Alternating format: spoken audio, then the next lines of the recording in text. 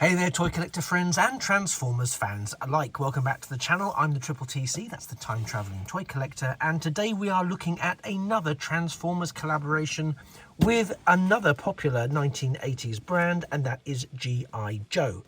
I say 1980s brand, G.I. Joe, part of Action Man and all the rest of it's been going for a lot longer since the 1980s, but this variation of popularity was really around 1980s and early 90s. When it saw a revolution into a new wave, a new iteration of the G.I. Joe figures. And we have seen in in comics media, and potentially in the future, cinematic media, who knows, crossovers between Transformers and G.I. Joe. And so naturally we are seeing this evolution into the toy line. We've already had a look at one of these before. I've looked at the Bumblebee G.I. Joe crossover with mixed views on that. This seems better. Excuse me, I'm coughing because I'm hoping I'm not choking on my words. But this seems like a better iteration. The figure seems more robust. The toy mode, to be fair, the vehicle mode for Bumblebee wasn't that bad.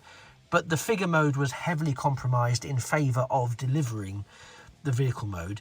And this time we get not one but two G.I. Joe carded figures, one of which is Sergeant Slaughter. I never had either of these because they came out after I was interested in G.I. Joe. I had been interested in G.I. Joe as a child. In the UK it was known as Action Force, and went through its own range of iterations. But sort of when these characters were coming to life was kind of when I was petering off in terms of interest around G.I. Joe. But there we are, how things have come full circle, shall we say. Anyway, let's take a look at this packaging, because as ever, the packaging for these is really, really nice. You have the classic Transformers artwork on the left-hand side here, with an iteration of Cup. And over here on the right, we have the classic sort of G.I. Joe artwork, and Leatherneck and Sergeant Slaughter shown there as the two figures that are coming with this Triple T.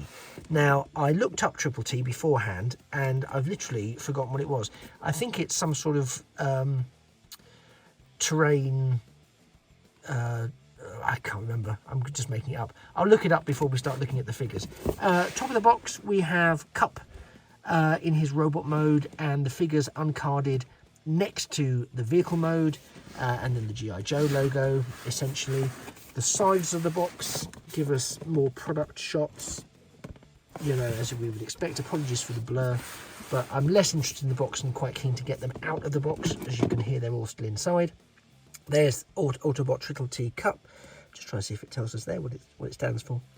That would be nice and helpful, wouldn't it?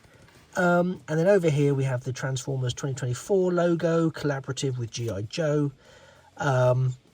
Let's see, there we have Sergeant Slaughter, Leatherneck, and Cup in his robot mode. And a bit like Bumblebee, we can see that the figures can interact with the robot mode and can actually sit in the back. So it's a 34-stage transformation. What's nice in the background, if you can see that there, is the old 1980s Optimus Prime-led backdrop artwork. You can see Prowl and Bumblebee and so on and so forth in the background, and Starscream. And that's a really nice touch. I don't remember seeing that on the Bumblebee one. It may have been there, and I've just forgotten. I've blanked it out. But it is nice to see it here, along with the sort of traditional Autobot Transformers logo and G.I. Joe logo. So anyway, that's the box. As many of you will know, it separates diagonally to reveal the top secret box within, which is just a brown cardboard box that holds the figures, which I'm now going to cut out and rescue and show to you. So whilst I'm doing that, take a moment to like the video. That would be hugely appreciated. And also, if you could just drop a free subscription to the video, it really helps boost it, which is great for a small channel like mine. There's no obligation to watch every video. Indeed, there's no obligation to watch anything that you don't want to watch, but it does help me get to my next subscriber milestone, which would be hugely appreciated. Anyway, let me get this out of the box and I'll be right back. Okay, well, here we have Cup outside of the box, and I have to say, I was immediately impressed on several levels. As you can see, I've zoomed out, I've zoomed in a little bit just so we can refocus, but I'm going to zoom out slowly just so you can get a real sense of just how big this figure actually is. He really is impressively large. I will pick him up and take a look at him in an instant. I just really wanted to kick off by looking at our included G.I. Joe Real American Hero carded figure. So here's Leatherneck, along with the sort of classic carded bubble figure background. It's again it's so lovely and nostalgia filled to have these things in hand. I can't really tell you, but we can see the back. So there he comes with his sort of personnel file with a bit of information there, which you're more than happy to read, and then the sort of standard artwork of himself and Sergeant Slaughter in the Triple T. So that's the back of this figure. But yeah, I think it's lovely, and you can. I'm not going to take these G.I. Joe figures out. I'm undecided what their future may be, but I'm definitely not at this stage taking them out. But what I can do is give you a very clear look at that O-ring design. There's his rifle. There's a stand, which is nice, that he comes automatically with a stand, which is great. He's got his watch there. You can see the beautiful detailing on his outfit. A couple of grenades dangling off his front there, as you do. And there's a backpack, which will attach to the, as I always recall, it was the screw hole on his back that would allow you to attach that. So yep, there we have Leatherneck in all of his glory. And of course we also have perhaps the star attraction, aside from Cup, is Sergeant Slaughter, which of course is a figure and a character within G.I. Joe that was based on a wrestling persona. So here's Sergeant Slaughter in his unique garb for this release. There's his sort of, what would you call it, parade cane stick, nicely gold detailed on the end there. Stand included again. Very, very nice. You can see all the articulation that he has. Shoulders, biceps, elbows. Unlikely there's any wrist there, but you've also got waist, sort of. Basically everything that an O-ring figure would give you. There's his hat, nicely detailed there. I mean, I think it's an interestingly detailed face sculpt, I would say. I think I'll leave it there. Again, we have the same artwork on the back of the figure, and there is Sergeant Slaughter, the drill sergeant. There's his personnel file. Again, there is something really nostalgia driven about actually being able to hold figures like this in your hand. It is wonderful. But as I say, I'm not opening them. They are staying nice and safe elsewhere for now. Let's take a look at the main attraction. I have done a little bit of assembly. These parts on the back come separately, so I've put them in along with the missiles and these handguns. I'll talk to you a little bit about the handguns in a second. And they came in lovely Autobot tissue paper. Again, I really enjoy the Autobot tissue paper. It would be nice if we did, for some of the Decepticon sets, at some point get some Decepticon paper. You know what I mean? Because it's just a bit samey. Right, so as I say, this is my hand, obviously. You can get a sense of just how big this figure is. I would arguably say it's somewhere between what we would be accustomed to knowing as leader class and commander class in terms of its size. I know that means precious little these days, but just looking at it standing on my hand gives you a sense of just how hefty this figure is. It's very nicely filled in. I hope you can see. I mean, the ratcheting is incredible. The leg detail is nicely filled in there with this mechanical detail. There's a little bit of gap around his shoulders there, and if you can see, see that there. Autobot insignia on his arm there. Again, some very nicely robust joints there. Ratchets at the elbow. You'll see that it's actually this panel that's ratcheted. These guns don't really fit into his wrist particularly well. Into his hand particularly well. Sorry, I was saying that because I was going to tell you that it doesn't look like there is, but there is actually wrist articulation. Oops. But there's no finger articulation on this figure. And as that gun has jumped, what I can also say is, you know, basically these are vehicle mode accessories, pretending to be cups accessories, and you can store them. We're advised that they can be stored in these ports here. I'm not going to muck about with that right now. Looking at the back, here is the reverse. As I say, these sections were attached by me, as were the torpedoes. But you can again see it's a very filled in figure. We're not seeing any sort of hollow spaces here, which is really, really nice. And unlike Bumblebee, this figure really holds in its robot mode. And it's posable. You know, he's got quite a bit of posability, I would have to say. And what I really like is that it looks like Cup.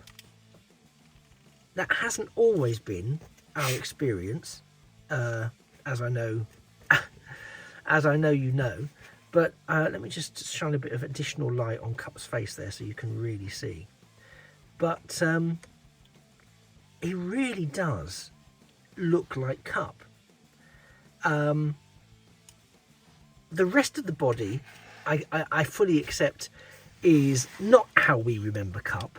But by the same token, there is that sort of chest element that traditionally Cup had. Or admittedly, it's got USA plastered across it, which is delightful. But there we are. The head is really nice sculpt. All the way around the head is a nice sculpt. It is on a ball joint, so you get a bit of wiggly waggly up and down. It's also on that joint. Rotation. As I say, this is a very nicely done figure with a lot of posability and flexibility. And some of that I will try and capture in some photos for the end of the video. But all in all, I have to say, even down to ankle tilt for the figure, which I've just been using, but I think that clips in quite robustly. This is a really, really good figure, and it's worlds away from the issues that were presented with the Bumblebee figure. Fun though it was, and cool though it was to have, this is one that I think I have to say, yeah, this makes sense. Bumblebee, I was a bit like, well, I don't understand why it's not Hound. It turns into a military jeep, so why isn't it Hound? Cup, I get. Cup makes sense as a character that turns into this little vehicle. This, to me, makes sense. So talking of Cup turning into a little vehicle, that's my cue to take him away and transform him. Those of you who are familiar with the channel know I don't do on-screen transformations for a variety of reasons. Most notably, my transformation anxiety would kick in to absurd levels, because I'm always conscious that I'm going to break something or snap something, or any issues that one can encounter when transforming something for the first time. I've not transformed this figure before, so I will also feed back to you once post-transformation any key issues that I've had, or whether it's a really enjoyable transformation. And then we'll summarise at the end what we think about the set as a whole. So whilst I'm off doing that, again, please consider liking the video and possibly dropping a free subscription. Otherwise, don't change that channel. Okay, so here we have Cup all transformed into his triple T mode. And I'll be honest, because I will always try to be honest, I'm pretty impressed with this alt mode. I never had this G.I. Joe figure, a G.I. Joe vehicle in the past, but I really do think it is exceptionally well done. I'll show you there's a concealed feature at the back as well, which I'll show you in a second. I'm just going to give you a bit of a 360 of the vehicle mode. What I will say, however, is that aspects of the transformation I don't think are well explained in the instructions. Particularly some of the positioning and how far you open things up and move things around. There are some lovely twists and turns in the transformation, 100% give you that. But some of the detailing in the instructions, particularly around positioning the legs, pulling the chest and the back apart, it's not clear, and you kind of have to just stop, read ahead, so you can see what it needs to look like in 3 or 4 steps time to kind of understand what they're asking you to do. That said, there was an epiphany moment that I had, and suddenly you can still see some of the clips aren't quite as together as I would like them to be, and that might just be me rushing it, or maybe they never will be. But it is ultimately a really, really good. I think I'm supposed to push that up. It's a bit of like a gear stick thing for them. I've just noticed I've left that there. But yeah, so here we go, a bit more closely. You can see that there's the tank treads there. We do have wheels for freewheeling, and it does very nicely. The missiles are attached to the side. Those are cups guns that can be adjusted as you wish.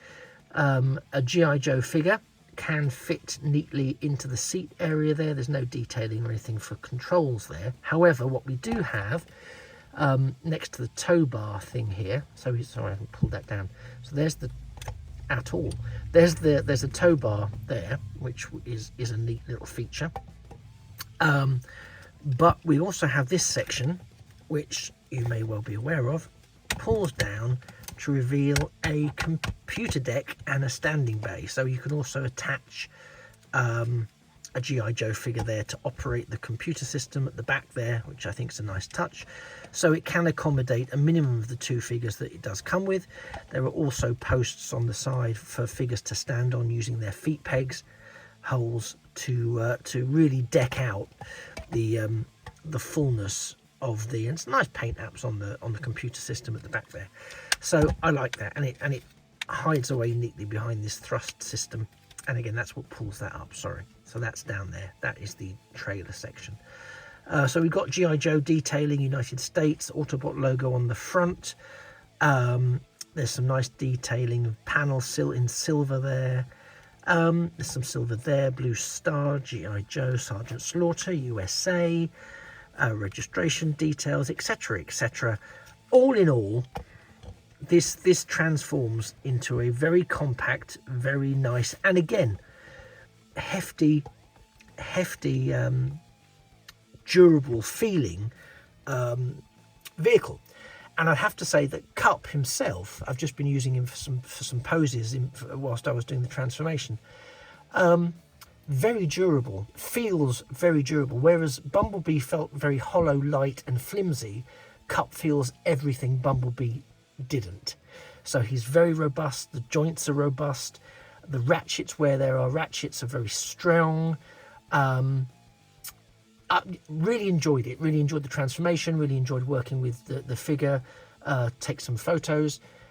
Fantastic. So between Cup and his 2 human co-pilots, in terms of Sergeant Slaughter and Leatherneck, who I'll just sort of put in the back there for a bit of additional depth of field of vision. Really love this set.